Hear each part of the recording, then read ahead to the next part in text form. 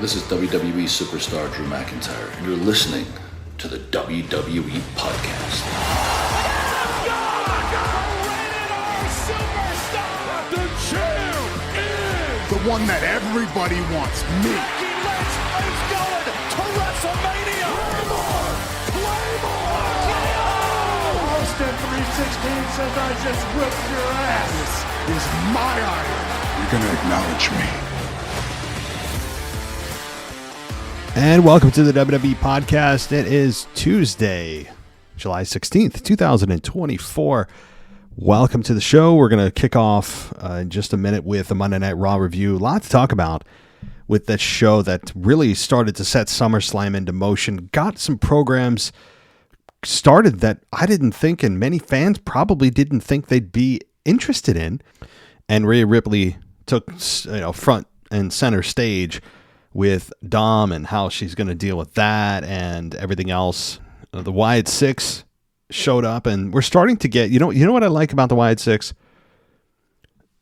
They have hocus pocus about them, like a lot of iterations of the Bray Wyatt character and the family that he had and the original Uncle Howdy storyline. A lot of that. There's some hocus pocus, but this is less reliant on that and a little bit more reliant on actual character development with these VHS tapes being delivered on a weekly basis. And, I thought it's kind of funny.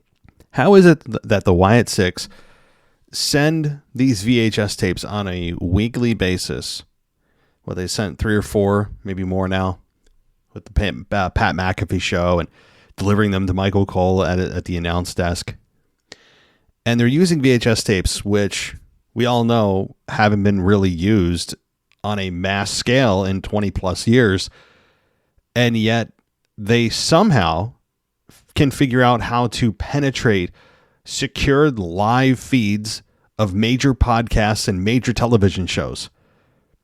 So they have the ability to break into those feeds and create disturbances, yet they're still using VHS. So which one are they? Are they that technologically inept, or are they just choosing to use VHS tapes to up the creepiness factor?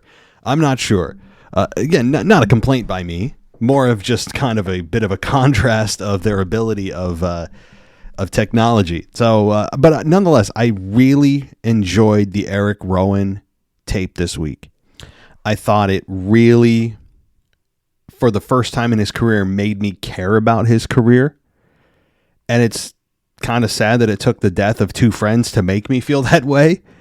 But if there's a silver lining in the death of Luke Harper and Bray Wyatt, well, then if it's the rise of Eric Rowan, so be it. Is he going to be front and center? No, I don't think so. But at least you understand his pain. You saw some real, I think, emotion that he tapped into where the lines of reality and fantasy have blurred here, which is always usually a recipe for compelling television when you're not sure what's reality, where reality ends and fantasy begins. And Eric Rowan, or just Rowan now as he's known, is in a place where you actually can empathize with him. We've all gone through loss. Varying degrees of loss, but loss nonetheless. And you can empathize with that. And we also all, to some degree, also had a connection with Wyatt and Luke Harper. So we feel a loss, although not as deep, I'm sure, as he felt or their families felt. So it's a character that in grief we have hopefully now connected with. And we'll see where that takes him. Now, hopefully he doesn't bring back and resurrect the mechanical spider. You guys remember that? Remember that thing he was carrying around when he was part of the Bludgeon Brothers? And he had the sledgehammer with them. And I think he was carrying around a container that had a cloth over it for weeks. Remember that? And ended up being a spider that was mechanical. So hopefully we don't go back to that. Or the moment when he lost in 6 seconds to The Rock at WrestleMania 15 years ago, or maybe not long ago, but yeah. So the days of Harper being squashed, forgotten, and really a laughable character are behind us, we hope. As they really start to develop each character individually, if that's the case, I'm on board.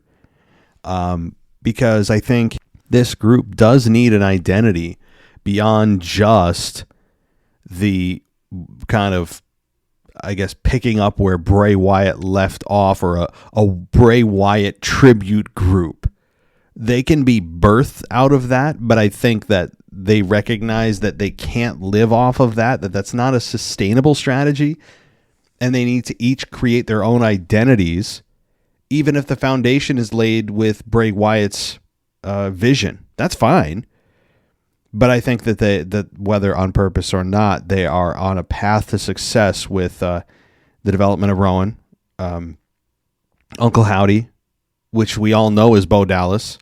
There's no doubt about that. So it's fun. And Chad Gable being involved, and we'll get to that segment in a little bit as well. But welcome to the WWE Podcast, everybody. If you want to go ad-free, you can do that on Spotify. Yes, you can do that on Spotify because it's connected to Patreon.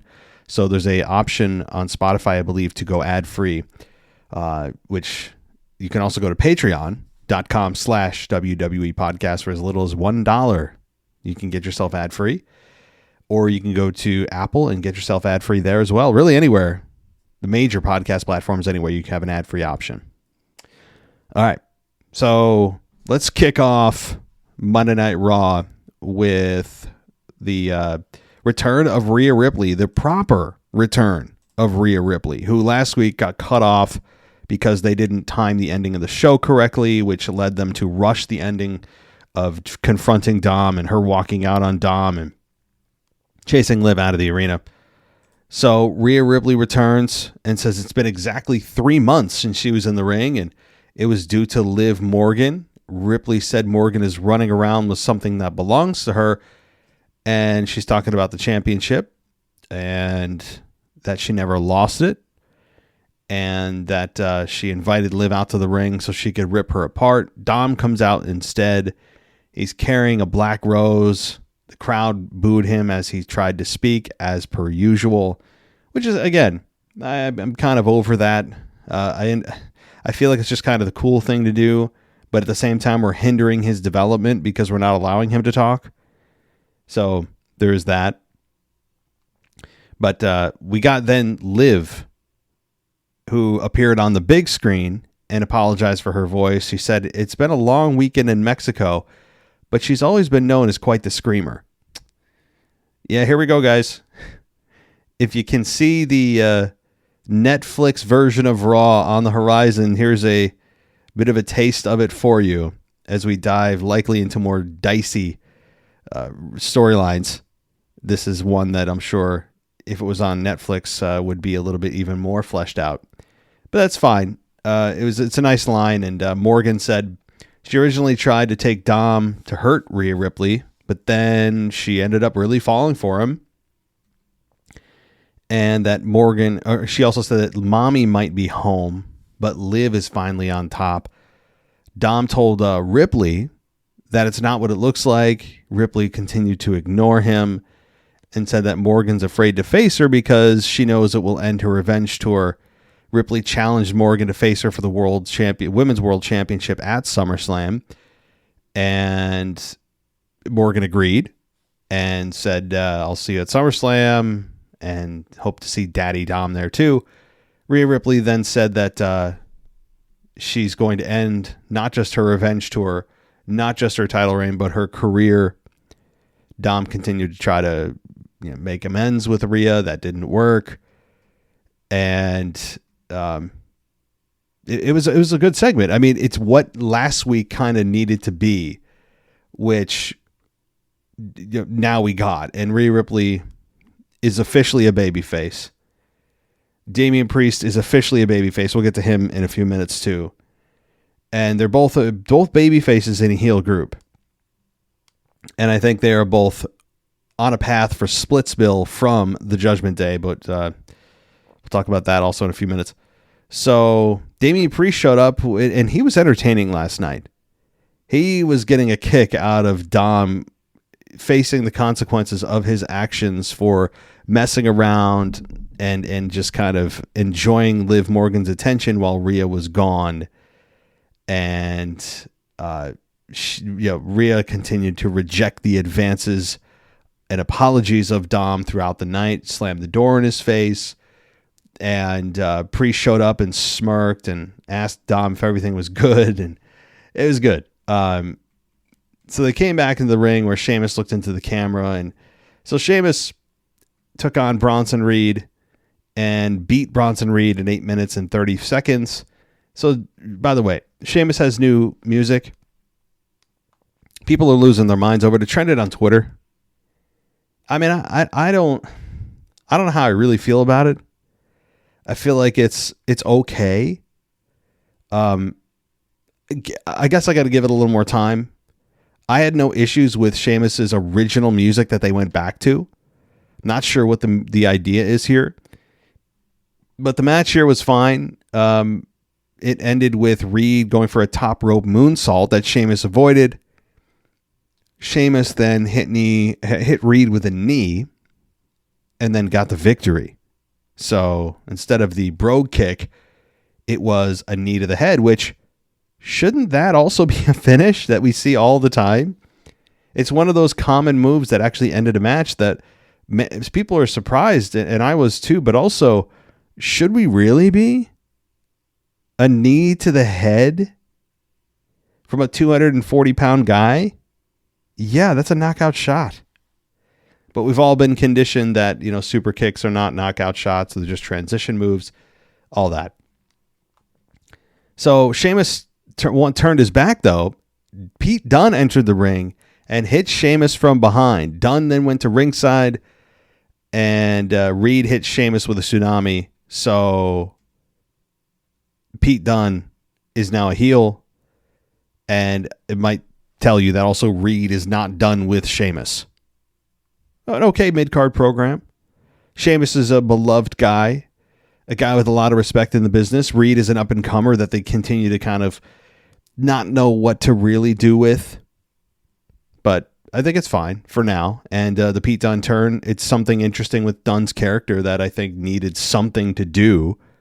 So that's also a positive. So it's kind of win-win-win all the way around here. Dominic told Rhea Ripley backstage she'd been trying to reach her all weekend and wanted her to hear him out. And Dom said, or Rhea was asking, what about the last 3 months? Implying that he didn't even try to reach her the last 3 months. Carlito continues to play his comedy role very well. Really, the only one heel here is kind of Finn Balor. Well, Finn Balor and Dom. It's kind of it. Carlito's not really a heel. He's entertaining. Priest is pretty fully turned at this point to a babyface. Rhea Ripley has been babyface for quite some time. Like, is the Judgment Day primarily a babyface group? You can make the argument as it currently stands. All right, so Sami Zayn was backstage and he approached Dragunov, and he is telling him that he's the reason that Dragunov's getting the Intercontinental title match tonight, and that he believes that Dragunov is a special talent and reminds him of himself at times. That's a little bit narcissistic, but that's neither here nor there. Zayn said Dragunov fights like his life depends on it, and that's the type of person he wants to face and who deserves a shot at the title. So wait a minute, Zayn. You're the one that decides as a babyface who gets a shot at the title? You're the one that qualifies someone based on your assessment of their talent? Kind of weird. Kind of heelish, actually. And it's concealed because it's Sami Zayn, but I don't know. When you really dig into what those words mean, it's a bit narcissistic. So, also, I think Cole made a mistake at the beginning of Raw when he saw, I think it was Sami Zayn arriving to the arena, when they kind of do that weekly thing where they choose who they're showing walking into the building, which is cool. And Cole still, and I don't know if it was by accident, and I don't know if he even got corrected for this, or they don't care, but he referred to Sami Zayn as, quote, the underdog from the underground. is here, which I think is not a good idea to reference Sami Zayn as anymore, because as we remember from last week or the week before, we heard Sami Zayn say he's no longer the underdog. He's earned a level of respect. He should not be considered the underdog anymore. And that it seemed like they were trying to reframe who Sami Zayn is in the minds of fans, or at least begin that process. And you can't do that if you have the announcer referring to Sami as the underdog from the underground that he has been referred to since he was in NXT. I mean, you got to pick a lane. I don't want to refer to and look at Sami as the underdog every single time, and we have. That's the way we've been conditioned. And I want to look at him as a guy that actually is a favored to win. And I don't know. So I'm not losing my mind over it. It's not so much a complaint as just kind of like, hey guys, WWE, listen, you got to pick a path with Sami. If you want people to stop thinking about him as an underdog, well, you can't have your lead announcer for Raw continue to refer to him as an underdog. So just to kind of like correct course here, which one? Anyway, I'm sure no one really even mentioned that or thought about it, but it's just something because I liked the change they were trying to make last week with Sami, and this week it seemed like they were taking a step back. All right. So Gunther's video package aired, which always is really, I mean, it's just really good. Gunther is just, my God, the guy's he's got everything rolling. Gunther is the full package. His promos have improved, continue to improve. We'll get to his promo there with Priest in a moment as well. But the video package is so well done. Longest reigning Intercontinental Champion of all time. He's still relatively young. He's got a great look. In ring, he's not a guy that flips, flops, flies, does super kicks. He is a professional wrestler. He's not worried about gymnastics. You know what he's worried about? You not seeing through his work and kicking ass. And respect. Respect. That is what his entire character has been built on, and yet he's a heel. So, all right. We then had, let's see here.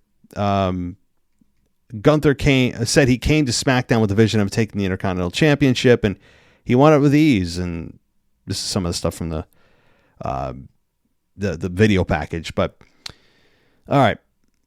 We then had Sonya Deville versus Zelina Vega, and boy, yikes. 1 minute here with Sonya Deville beating Zelina Vega. Zelina Vega is back to her losing ways after confronting Liv Morgan, and maybe you thought that could turn into something. She had some good one-liners for Liv Morgan last week and the week before, and it's just kind of back to that role of enhancement talent, and I don't know if it's her.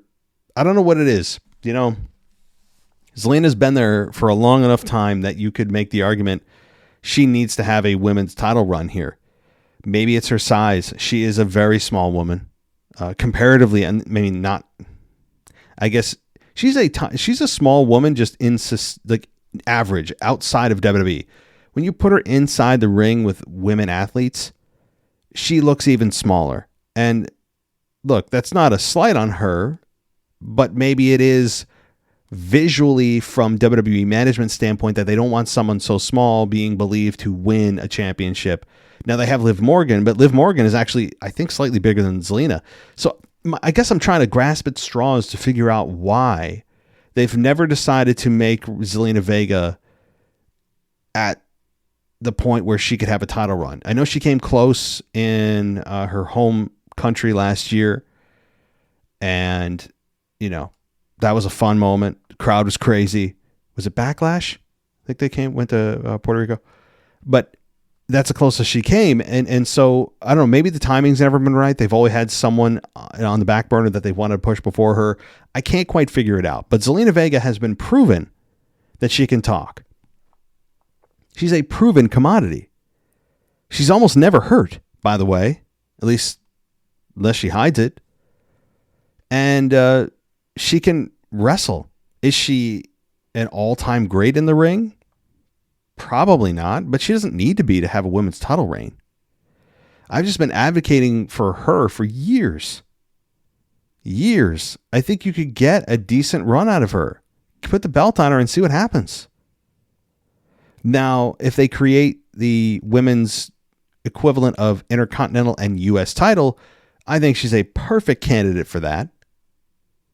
You guys know that I'm not an advocate of creating those belts for several reasons, none of which have anything to do with the patriarchy and me trying to oppress women, although I'm sure there are some of you out there that think that. But if you listen to my show, and I'm not going to go through all the reasons, I'm actually an advocate for pushing women forward, and I don't think adding belts is a way to do that. I think that's a superficial check the box. Look at what we did with equality of the men and women, yet doesn't really do anything for the division. In fact, I think it actually hurts it at this moment because the divisions are not set up and are not, I don't think that they have a good platform yet to introduce those belts. So we'll see if they actually do, but she's a perfect candidate for that, probably based on how they've booked her. All right. We've got Jey Uso, who had a really great line. I mean, he's pursuing Rhea Ripley because he's heard she's single and he's trying to, get after her, which is really funny. And Dom is now trying to fight for her honor, which is great. This dynamic is a lot of fun. Damian Priest is a really bad friend here. Not giving Dom the heads up about Rhea last week. And then Jey Uso trying to pursue Rhea and not really helping the situation. It's great. This is just all a lot of fun. A lot of fun. All right. So then we get the confrontation that I really enjoyed. Priest and Gunther. This confrontation continues to make the case, if you're looking for one, that Priest could retain at SummerSlam. And that there may not be a third element here. There may not be a Seth Rollins to interfere. In fact, the more I look at what Seth Rollins could do, I know many have pointed to him possibly being a special referee for that match. What about him interfering in the Drew Punk matchup? That's a possibility. It's weird that Seth doesn't have a path right now. He's floating out there with 2 weeks to go until SummerSlam, which is just really kind of unthinkable. He just returned, a month ago, and now they don't have anything for him for SummerSlam, at least as it stands right now, as an official match. There's no official match outside of throwing him into the world title match to make it a triple threat, which I thought they would do. But he was involved not in that, but in the Drew Punk storyline. And we'll talk about that again when we get to it. But anyway, I've been really enjoying Priest's run more than I thought I would. I admittedly was thinking he was a transitional champion, as we all did. And he continued to win. Yes, he was a beneficiary of just circumstance a lot of the time to retain. And he did it without the help of Judgment Day. In fact, in spite of them most of the time. And he continues to feel more like a champion. I'm a big advocate, and many of you, I believe, are too, of the guy makes the championship. But there are exceptions to every rule. And in this case, it feels like the belt is helping make Damian, because the focus is on him as champion. And he continues to impress.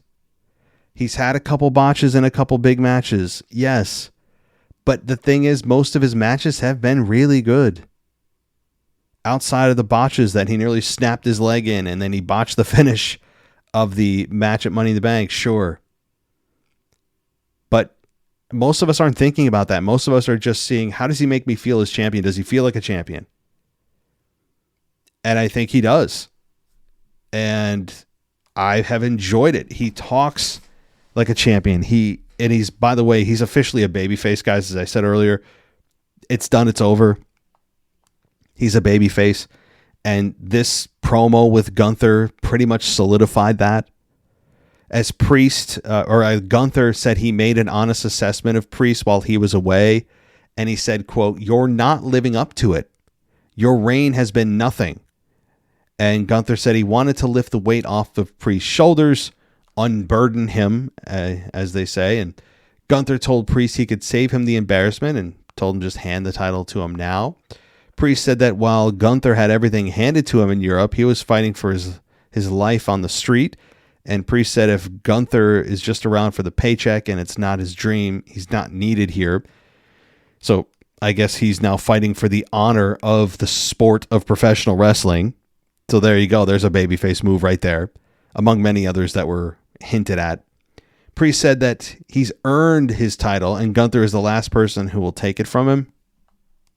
Gunther said he's recognized Priest's hardship and won't question his street credibility, but being on the streets is a choice. Gunther told Priest not to blame him, that his parents didn't provide him with a good life, whereas his parents gave him everything. So here you go. There's a perfect line of, I had to scrap and claw for everything, or you did, while I was handed everything. I mean, does it get more black and white for who is supposed to be the good and bad guy here? And you know what? I appreciate this from WWE, that they didn't leave much ambiguity for this matchup, where many of us, including myself, didn't have a ton of interest in this match because it's heel-heel. Not a great matchup formula for a main event of SummerSlam, much less even a main event of Raw. It's usually not a great formula because the fans go, nah, I don't care. Now they've kind of told you where they want you to go, and I'm willing to follow. You know, I'm not going to rebel just to rebel. I'm willing to see this through. Priest isn't pandering. Priest is believable. And he carries himself more and more every day like a champion. And now I'm sure, now that I believe he could retain, they're going to pull the rug out and finally just transfer the belt here. And they could. But I'll save my predictions again for SummerSlam in a couple weeks for then, because I still don't have a solid idea yet on what they're going to do. But I will say there is a discussion to be had, a serious one, that Priest could retain if it's one-on-one. And it remains one-on-one. We'll see. Gunther said that while Priest was fighting for his life, WWE officials were calling and begging him to sign a contract. And Gunther called Priest street trash. That was great. Oh, man. Saying that being on the streets is a choice and then calling Priest street trash. Awesome. I loved it. I think that struck a nerve with some people because we haven't heard those phrases used in pro wrestling in a long time. And I'm sure it struck a chord with some people with the real life things that are going on in the world right now. I'm sure some people felt it was insensitive, but that's the idea. That's the idea. Make some people uncomfortable. You heard the oohs and ahs when Gunther said those things. It was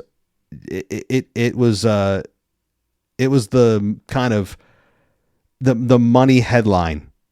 You know, if you were going to take a quote out of that, it would be from one of those things, you know, that Gunther said about street trash. So a really good segment. Now, this, let's see here.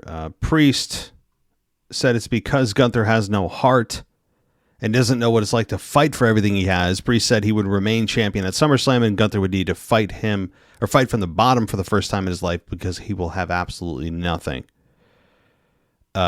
Really good. I mean, I think this drew the battle lines for both men, where you didn't know really where they stood, who's going to play the babyface and heel. That's all. That's been answered, and we needed to have that answered. This match made us care more about the title match at SummerSlam than before this happened. This was a very effective, perfectly executed segment that didn't need any physicality. It didn't need a brawl. I don't even know if I'd want a brawl between the two yet, but it was very good. All right, then we get Damian Priest versus Braun Strowman. And Priest ended up winning this match in 8 minutes. and won it with a kind of a laughable chokeslam on Braun Strowman.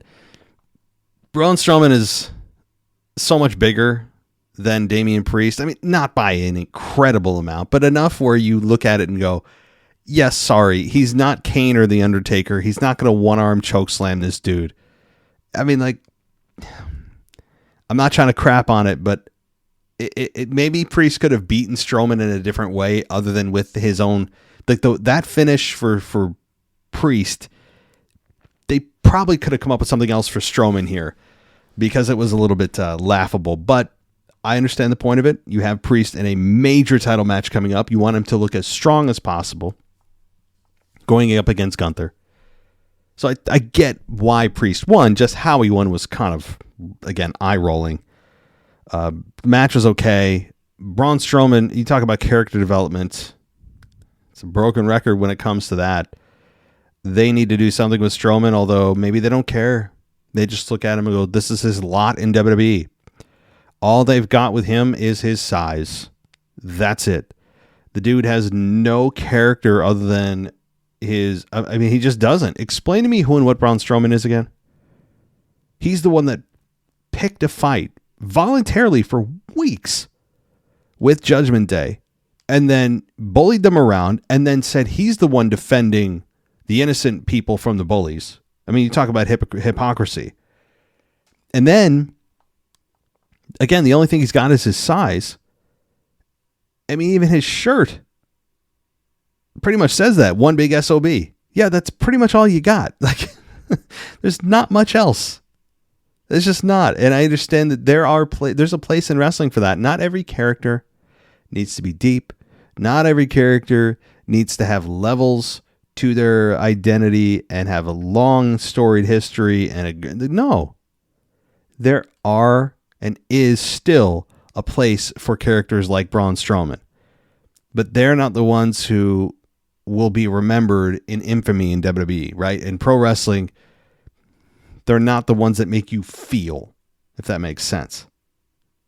But strong victory for Priest, as laughable as it was. Gunther then came out, stood on the apron. Priest invited him into the ring. Gunther then chopped Priest, though, and then Priest fired back with a forearm, and Priest went to town here on Gunther, put some boots to him as Gunther left the ring, was clotheslined over it. And again, I wasn't looking for a brawl, as I said a minute ago, between Priest and Gunther, but we got one anyway. It was brief. And now that seal has been broken, I would imagine that there's going to be physicality between these two for the next 2 weeks leading into SummerSlam. The promo did its thing. It achieved its goal, and I guess that they felt now it's time to move into brawling and physicality. So, all right. Let's see. We got to Chad Gable, who thought the Alpha Academy was talking about him, and they weren't. Poor Chad. Can't catch a break. We're still waiting for Chad to find his own clique here with the Creed brothers, make it official. But now we have Otis and Maxine and Tozawa teaming up with Xavier because Kofi's hurt. I don't know why they're deciding to team up with Xavier, but they are. And then we got Shayna Baszler and Zoe Stark versus Kaden Carter and Katana Chance. And quick match because Shayna Baszler and Zoe Stark won. The women's matches, if they're not involved with the championship, and there are a few of those that are actually out there, they might as well be on WWE Speed, which every match is under 3 minutes. I mean, they're essentially taking this WWE Speed format for any women's match that has nothing to do with the championship. Because every one of these matches just checks a box. That, look, we had a women's tag team match. Oh, look, we had a women's singles match. That was a minute. Oh, this one's under 2 minutes. I mean, it's just embarrassing. This is what I'm talking about. This is one of the main reasons why more championships for the women is not a good thing, because they don't even have a division that yearns for it yet. I know that if you ask the women who are involved and who are in WWE, they'd probably say it's a good idea, which allows more opportunity for more women, but all the typical platitudes. But in execution, it's going to be a bad idea if they continue to show showcase the women the way they do now. And I see no reason why they wouldn't change it. I don't feel like they're going to make any major changes to the airtime for the women. It's just that every single match that the women have, if they put these championships into place, these new ones, every single match, all the time, everywhere, will be about a championship. You'll never see any real personal feuds. There may be personal elements to the title matches and people bickering about who should be the number one contender for the women's Intercontinental title, the women's U.S. title, all that. Like, if this happens. But you're never going to see those programs that stand on their own without a title that sometimes are better than championship matches. It's about ego, pride, revenge, instead of about winning a championship, which is very important. Championships are, it's one of the pillars of professional wrestling. You got to have championships. But sometimes those personal feuds supersede those championship matches and supersede the need to have a title. And you're going to miss that with the women if you put these championships into place. That's just one of the problems. So, okay. We then had Dom interrupt. Let's see, or rather, I'm reading some of the results of Raw that I'm trying to figure out where this is in Raw. Rhea asked Dom if he was a coward because he was going to cancel his match with Jey, but then he said he had a match with Jey, and she was asked why he's picking a fight. Then he said he's going to cancel it, and then she called him a coward, so he can't win. It was some nice, funny, little back and forth there, and Carlito told Dom not cool. I mean, Carlito's just a nice kind of unsung hero of Judgment Day right now. And then we get Drew McIntyre in the ring, introduced Drew, comes out, and told Drew that, look, you want the match with Punk, they want the match with Punk, I'll give you the match with Punk. All you have to do is apologize to the two referees. And he wouldn't do it. He didn't do it. He, as badly as he wanted the match with Punk, he didn't. And he said that, let's see, I'm trying to get to the actual quote here. He said no. He said, why would I apologize to you two after everything the referees have done to screw me around here? He yelled at Pierce, said the Pierce deserved the elbow he hit on him, and said that he should be on his hands and knees apologizing to him. McIntyre took issue with Seth, thinking he could cut in line and get a match. And Pierce then said that you're still suspended. And McIntyre, I thought he was going to hit Pierce, but he didn't. The referees tried to get in the middle of both men, but McIntyre shoved both of them down. So instead of apologizing, he shoves them both down, which is hilarious. Seth Rollins comes out and starts battling McIntyre. Goes for a stomp, misses, but security arrived at ringside, urged McIntyre to leave. And he shoved the security guards to the side before swiping. He actually hit a fan sign, which was, you don't see that very often. And then he stormed to the back, and it was great. I mean, McIntyre continues to just impress, and he maintained his dignity, his pride, his ego, as we just talked about, in the effort to get Punk in a match. He still felt that not hurting his own ego by apologizing to the referees was more important than the match with Punk. That tells you all you need to know about Drew McIntyre's personality right now, which is just brilliant. This is so much fun. The whole segment was well done, from Pierce to the referees to the star of the show, Drew McIntyre. We all know that he will eventually get cleared off his suspension. Punk will get cleared from his being medically ready. I'm sure next week we'll see Punk, but McIntyre won't be there. Or maybe if he is, he'll be escorted out again by security. He might get some brawl. You know what I think the next time is with these two? It's the pull apart brawl that we've seen so many times. There's only 2 weeks left of television. It's the pull apart brawl that I'm sure we will see back and forth and back. Drew jumps on Punk. Punk jumps on Drew. They pull each other apart. And it builds to their match at SummerSlam. What I will say, though, is, and I mentioned this on Sunday with the weekend review, with a rivalry this heated, you cannot have this match just be any match. You cannot have this match just be a regular wrestling match. Even though it's the first time they're meeting, you can't do it. The match, this has been building for months. And it can't just be a regular wrestling match. It's typical that it is, and then it builds to something more. But in this case, it's already at a boiling point. So, all right. Let's see. So, we then had the whole Rowan tape, which was fun. The Jey Uso versus Dominick match. Jey Uso ends up... he beat Dominick Mysterio in 9 minutes. Rhea Ripley comes out, which caused Morgan to make her exit, who was at ringside, through the crowd. Morgan ran up the steps to escape Ripley while Dom told Dom to finish the match. Dom returned to the ring and ate a spear and an Uso splash before taking the victory. And after the match, Jey made a hand sign phone suggesting that he wanted Ripley to call him. It's so much fun. It's fun. I didn't expect Jey to be pursuing Ripley, but I like it. This whole dynamic is just, everything's clicking right now. All right. Chad Gable then stood in the ring, and he said that in another display of seemingly endless intellect, he will solve what will go down as the greatest mystery in WWE history. And he said the true identity of Uncle Howdy is Bo Dallas, which is really funny. I mean, we've known that since Bray Wyatt was alive and Uncle Howdy first showed up. People have been speculating it was Bo Dallas.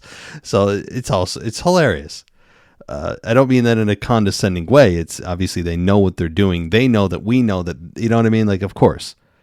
But that's the kind of joke here, is that Chad Gable's character believes he's so much higher intellect than the rest of us are, that there needed to be some kind of crack in the case, that someone needed to solve the puzzle of who the Uncle Howdy person was, and it was just funny. So, Bo Dallas came out and in non-wrestling attire, and he was suddenly hit from behind by Julius Creed. Brutus Creed came out, helped beat down Bo Dallas, and eventually drove him back first into the ring post before rolling him inside the ring. And they both raised their arms, and Dallas started laughing as he got on all fours. Gable kicked Dallas in the gut, and the Creeds held Dallas while Gable was hitting it with elbow strikes. And Dallas continued to laugh even after Gable punched him in the face. And Gable told the Creeds to do what he showed them, and Brutus hoisted up Dallas, and Julius hit him with the knee strike and continued to laugh. Gable put Dallas down with a German suplex and then posed with the Creeds while the fans were booing, and Dallas laughed again while lying in the corner. And Gable grabbed Dallas by the ear and asked him what was so funny. And there you are, Dallas said, which with a smile. He looks a lot like Bray, doesn't he? There's some mannerisms that are just uncanny. The Wyatt 6 lighting wind down happened, and we had the Lantern and the others dressed in Firefly Funhouse character outfits followed him, and Gable and the Creeds left, and the Wyatt 6 joined Dallas in the ring, and Dallas looked down at the Lantern and then into the camera and laughed while the others posed, and the crowd was cheering. So this is the beginning angle here of the Creed brothers and Chad, who are finally united. Again, earlier in the show, you were thinking, and I was thinking, as I said, that when are they going to finally do this? Well, we got our answer. The end of Raw here, we finally got our answer, and it looks like that they could be and are feuding with the Wyatt 6, where Otis and Maxine and Tozawa fit into this? I don't know yet. I guess for now they're too busy helping Xavier. All right, so a babyface group here. The Wyatt Six are officially babyface. I guess that's where we're going. And imagine them feuding with the Bloodline, by the way. It's possible. I don't think it's imminent, but possible. Okay, Sami Zayn versus Dragunov for the Intercontinental title. This match was 12 minutes, and it ended in a no contest because, you got it, Braun Breaker. So Zayn hit the haluva kick and tried to roll Dragunov back inside the ring. Breaker walked out to no entrance music, which is probably the best music he's had in since his call up to the main roster. And Breaker got a running start, went for a spear. Zayn avoided it, and Dragunov he hit the bump on his knees rather than on his back, which was weird. And then Zayn fought Breaker at ringside, slammed his head on the broadcast table before rolling him inside the ring, and then Breaker suplexed Zayn and speared him. So Breaker stood tall to end the show. He did not keep his promise, as expected from earlier in the night when he told Pierce that he'll see himself out rather than deal with security. So Breaker continues to be a focal point. And again, the no entrance music is probably the best bet for Breaker. I think that is a clue that they are not impressed with the music either. The fans are not responding to it, and it needs to be changed. Breaker continues to ascend nicely.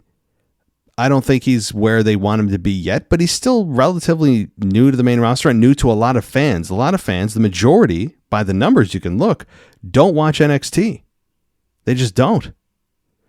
And you know what? In the spirit of, and I'm going to read one email, okay? I got to pick it up here. I got to get it. I normally don't do any emails because the Friday show is for the emails. So let me, this guy must be a super fan. It's from somebody, and it's not a patron. Obviously, you'll hear what the context of the show here, email. So this guy from somebody named Levi, and Levi says, the whole knowing a wrestler before they become a huge name has to do with some people like yourself only being fans when someone just sent you a message a few weeks ago asking you if you thought Joe Hendry would show up at the PLE and you were laughing about him, and they also mentioned Gallus, and you said, I have no clue who any of these guys are. You should probably go watch some NXT to know who's coming up. All right, well, besides that being a extremely long run-on sentence unnecessarily, okay. I don't watch NXT. Most fans don't watch NXT. I think it's something about 60 or 70% of those that watch Raw and SmackDown don't watch NXT. Okay? And I think a lot of it is just because most people are overwhelmed with the amount of content that WWE has to produce. It's kind of an embarrassment of riches. I have been very vocal. I don't watch NXT. Not that I think it's not worth my time or that it's beneath me. I just simply don't have the time. Okay. Why do you think I have a host other than me do the NXT show? Because I don't have the time. All right. That's it. I simply don't. And, Joe Hendry. Yeah. I mean, I had no clue who he was. Here's my question. Why do I need to know who someone is before they get to the main roster? Why do I need to know that?